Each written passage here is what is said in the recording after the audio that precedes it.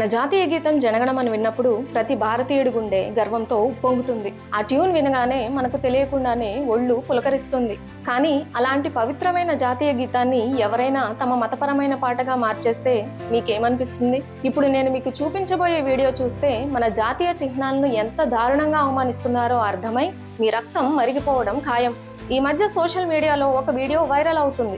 అందులో కొంతమంది ముస్లిం పిల్లలు పెద్దలు జెండా వందనం చేస్తూ ఒక పాట పాడుతున్నారు.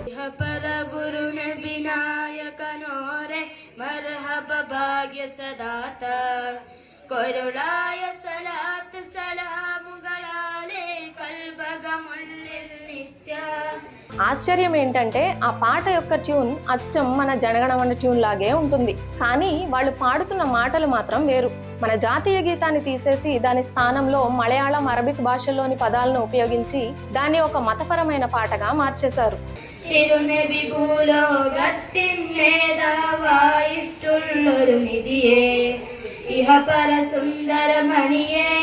ఆ పాట యొక్క అర్థం మొత్తం ప్రవక్తను కీర్తించేలా ఉంది. ఈ లోకానికి పరలోకానికి మార్గదర్శకుడైన ప్రవక్తకు స్వాగతం, ఓ మహోన్నతుడా, ఓ విలువైన ముత్యమా అంటూ మన జాతీయ గీతం ట్యూన్ లో వాళ్ల ప్రార్థనను ఇరికించారు. ఇంకో దారుణమైన విషయం ఏంటంటే జెండా ఎగరేసే చోట మన జాతీయ జెండా స్థానంలో ఆకుపచ్చ రంగులో ఉన్న వాళ్ల మతపరమైన జెండాలే కనిపిస్తున్నాయి.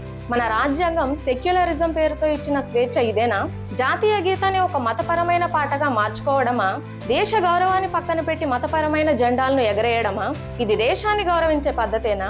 ఒక దేశంలో ఉంటూ ఆ దేశ జాతీయ గీతాన్ని గౌరవించలేని వాళ్ళు ఇక్కడ ఎందుకున్నట్టు? ఈ నీచమైన పని చూసాక మీకేమనిపించింది? ఇది ఖచ్చితంగా దేశాన్ని అవమానించడమే అని మీరు భావిస్తే కింద కామెంట్స్ లో మీ ఆవేశాన్ని తెలియచేయండి. ఈ వీడియోను ప్రతి భారతీయుడికి చేరేలా షేర్ చేయండి. మన జాతీయ చిహ్నాలను కాపాడుకోవాల్సిన బాధ్యత మనందరిపైన ఉంది. జై హింద్.